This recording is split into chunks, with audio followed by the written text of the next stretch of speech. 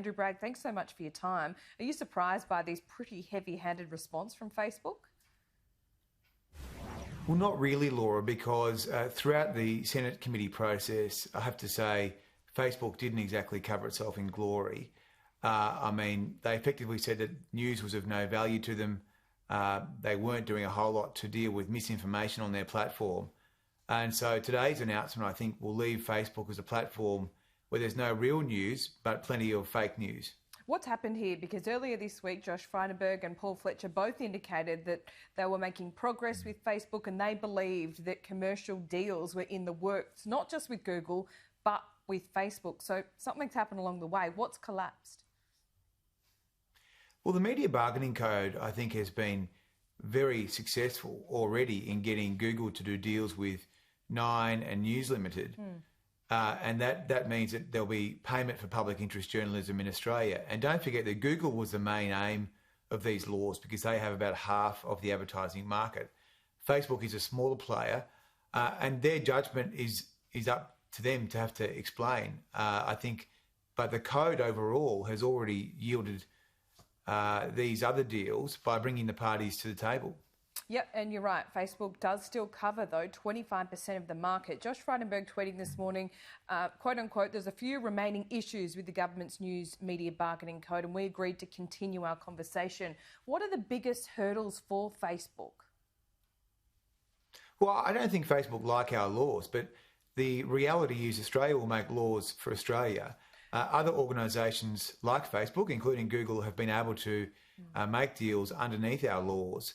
And so we're not going to be bullied. No, sure, people can get news from a range of sources. Specific examples that you can point to in the media code that Facebook has raised? Well, they don't like the idea of compulsory arbitration. They don't want to be subject to that law, and that is too bad. I mean, that's a law that we've decided that is necessary in order to ensure that journalism is paid for. I mean, you don't just go into a supermarket and steal a can of fruit. Which effectively is what the platforms do when they take journalism and give it away for free. So there are many other avenues for Australians to access news. I mean, Mr. Chalmers said that people wouldn't be able to get news, which is ridiculous. We spend $1 billion a year on the ABC alone to ensure that people can get access to journalism. As you said, Facebook is being a bully, but will you capitulate? Well, clearly not. I mean, the legislation is before the House of Representatives. I imagine it will be passed today or next week. Then it will come to the Senate, and that will be the law. And then the Treasurer will designate Facebook in due course. So, I mean, I don't think we're going to have any changes of our plans. And what Facebook does is a matter for them. What do you make of what Facebook has done this morning, overnight, while we're all sleeping and we're waking up to this? But it's not just news organisations. I've learned in the last half an hour that it's government bodies as well, the Bureau of Meteorology.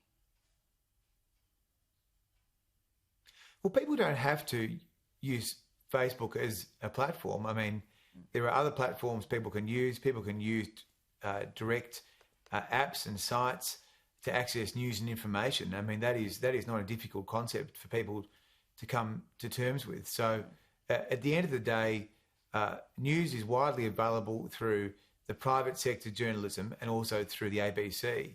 And the reality is these organisations, big tech companies, are like utilities, but they have a very low regulatory burden. So where we have decided that there should be more regulation, we will pursue that because they are very lightly regulated compared to a bank or telecommunications company or an energy provider. What's in your arsenal now, Andrew Bragg? Would you encourage Australian businesses not to advertise on Facebook? I don't think it would be appropriate to get into those sort of commercial matters. But what I would say is that Facebook, Rio Tinto, whatever company it is, needs to, take their duty as a corporate very seriously. I have to say that my long-standing concern with Facebook has been that they are hosting material on their platform which is either inciting violence in some cases or is defamatory. So I think they are platforms. They need to tidy up their own shop, and we won't be changing our position. Does the government advertise on Facebook? I would say that we probably would through various agencies, but there are a range of platforms that we can use, including our own websites, to communicate to people. Should you pull it? Well, that's a matter for each agency. I'm not getting into this sort of commercial blackmail area. Fair enough, but can I ask you about, the real risk here, isn't it, that government advertising could be attached to fake news? Well, I think the issue with the loss of real news from Facebook will be, as you say, that much of the material on Facebook will be fake news. Now, if the government is advertising on the news feed credible information, I guess that can only help Facebook. Yeah, I guess so. And you mentioned the fake news issue. It's amazing that we wake up this morning and Facebook has been able to pull this news from Australian organisations. We can't access it, but it has pleaded in the past that it can't or is not willing to do anything about fake news. Well, it's just not true when they argue that they're not publishers. I think that big tech platforms are quite like newspapers in that they get to decide who they publish and they present curated content to the users. Now, by deplatforming Donald Trump and taking Craig Kelly off, for example, they are just underlining the fact that they are publishers. So the trend over the coming decade is going to be more regulation in this space because these organisations are so powerful, they are effectively utilities. And how should Australians view Facebook this morning? How do you feel about them? Well, I think that they performed poorly at the Senate inquiry, and I think similarly, I think Rio Tinto performed very poorly when they destroyed Yukon Gorge, and I think there are some parallels there. But the reality is if Australians want to access news, they can go to the ABC, they can go to The Guardian, they can go to Sky, they can go to news.com.au. There'll be plenty of information available to Australians about what's happening in the world, and that's what people should do.